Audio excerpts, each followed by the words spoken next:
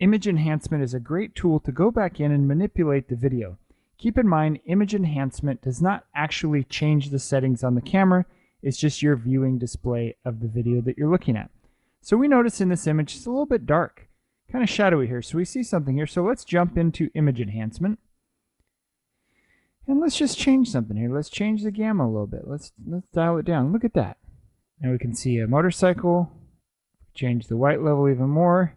Be able to see we can brighten up that area, and we clearly see that there's a motorcycle in those shadows.